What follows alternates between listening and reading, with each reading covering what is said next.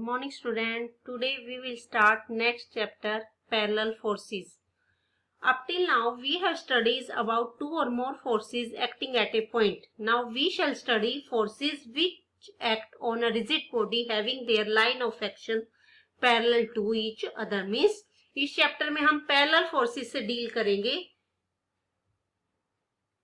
Parallel forces are of two types, like parallel forces, unlike parallel forces. Like parallel forces क्या है? Two parallel forces are said to be like when they act in the same direction. And unlike parallel forces क्या है? Two parallel forces are said to be unlike when they act in the opposite direction. Now we define resultant of these parallel forces.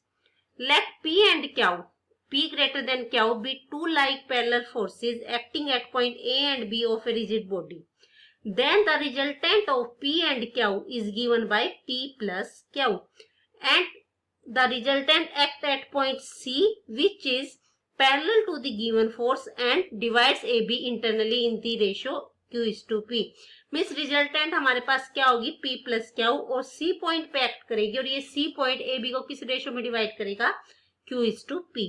Now we define resultant of two unlike parallel forces. If P and Q be two unlike parallel forces acting at point A and B, then the resultant is given by P minus Q acting at point C, where C is in the direction of greater force P and divides AB externally in the ratio Q is to P. Means unlike parallel forces है तो हमारा जो C point होगा वो AB को externally divide करेगा Q is to P ratio में. Now we define analog of Lemmy's theorem. अब हम Lemmy's theorem का यूज करेंगे.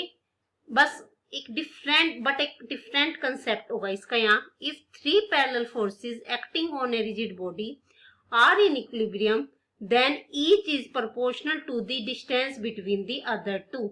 Lemmy's theorem में वैसे तो हम एंगल्स लेते हैं, लेकिन parallel forces में हम Lemmy's theorem में क्या लेंगे? Sides.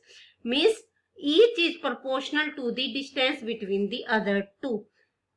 That is, if P and Q be two parallel forces. अगर P और Q दो parallel forces है तो हमारे पास क्या होगा? P over CB.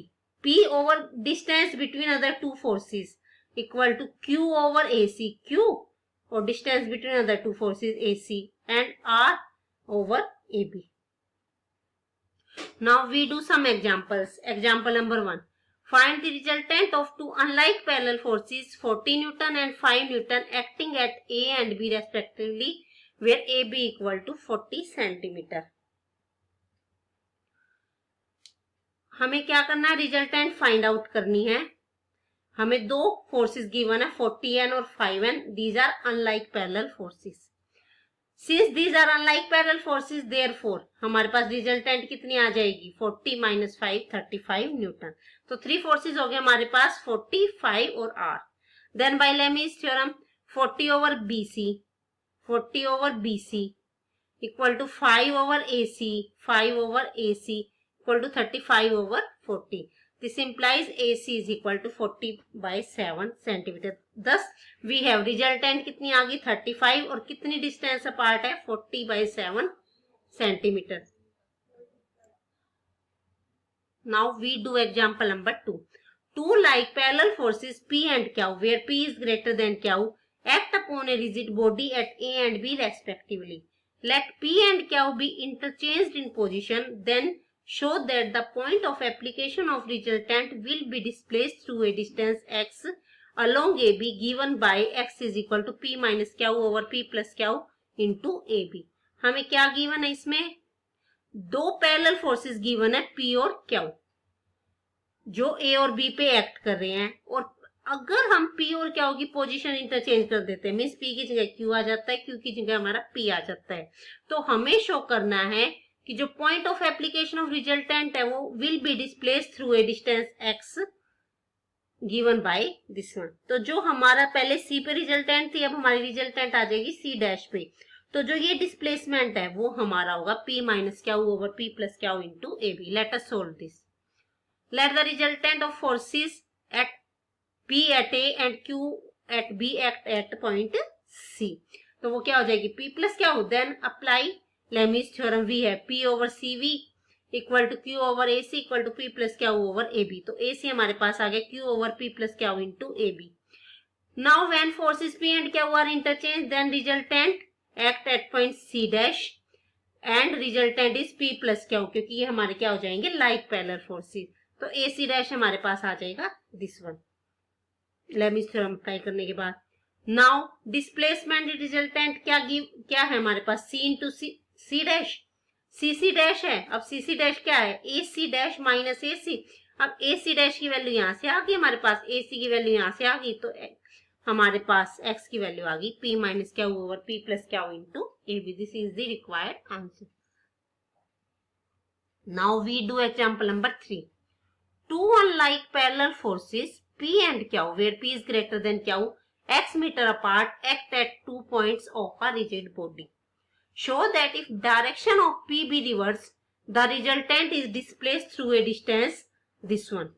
अब हमें क्या गिवन है, दो अनलाइक पैरेलल फोर्सेस है P और Q जो x मीटर अपार्ट है, मींस ए भी हमें क्या गिवन है x। तो अब हमें ये शो करना है अगर हम P और Q की P की डायरेक्शन चेंज कर दें तो जो रिजल्टेंट आएगी उसकी डिस्प्लेसमेंट C पॉइंट से क्या होगी 2pq over p square minus q square into x। Let the resultant P minus Q of two unlike parallel forces P and Q act at point C. This is point C. Then by Lami's theorem P over CV equal to Q over AC equal to P minus Q over AB. This implies CB हमारे पास क्या आ गया P over P minus Q into AB means P over P minus Q into X. Now if direction P is reversed then these become parallel forces, और अगर ये parallel forces हैं तो हमारी resultant क्या आ जाएगी P plus Q. Let C dash B the point where the resultant P plus Q acts. Then by Lami's theorem we have P ओवर C dash B equal to Q ओवर A C dash equal to P plus Q over A B। तो हमारे पास C dash भी आ जाएगा P over P plus Q into x. Now displacement in resultant यानी कि C C dash ये निकालना है हमें। अब C C डैश का मतलब क्या है, इसको हम लिख सकते हैं C B minus C dash B. अब सी बी की वैल्यू यहां से लिख देंगे, सी डैश बी की वैल्यू यहां से लिख देंगे, इन दोनों को सब्ट्रैक्ट करने पे हमारे पास ये वैल्यू आ जाएगी 2pq over p square minus q square into x। This is the required answer. Now we do example number 4। A man carries a bundle at the end of a stick which is placed horizontally over his shoulder. If the distance between his hand and his shoulder be changed, prove that the pressure on his shoulder varies inversely as the distance between his hand and shoulder.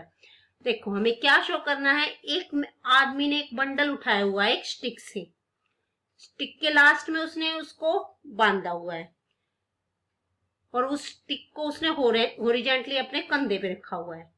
If the distance between his hand and his shoulder B change, अगर वो distance change कर लेता है अपने hand की और shoulder की, तो हमें ये शो करना है कि जो उसके शोल्डर पे प्रेशर आएगा वो वेरी करेगा inversely as the distance between his hand and shoulder.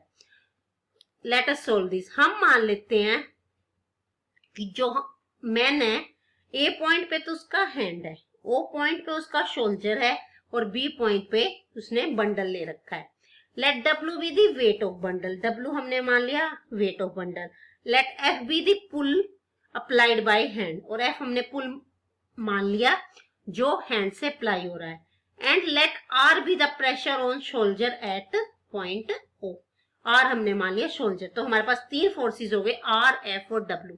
अब ये तीनों फोर्सेस इक्विलिब्रियम में कब होंगे, अगर आर हमारी क्या है रिवर्स डायरेक्शन में होंगी, तभी ये तीनों फोर्सेस हमारे क्या होंगे इक्विलिब्रियम में। अब ये इक्विलिब्रियम में है तो लेमीज थ्योरम अप्लाई करेंगे तो क्या आ जाएगा R over A B equal to W over O A equal to F over O B. This implies R is equal to W into AB over OA. But AB तो क्या है हमारी पूरी स्टिक है, तो AB कांस्टेंट है, similarly W भी constant. इसका मतलब R equal to constant over OA। इसका मतलब R क्या हो गया इनवर्सली प्रोपोर्शनल हो गया किसके OA के। That is pressure on the shoulders is inversely proportional to the distance between his hand and his shoulders. Thank you.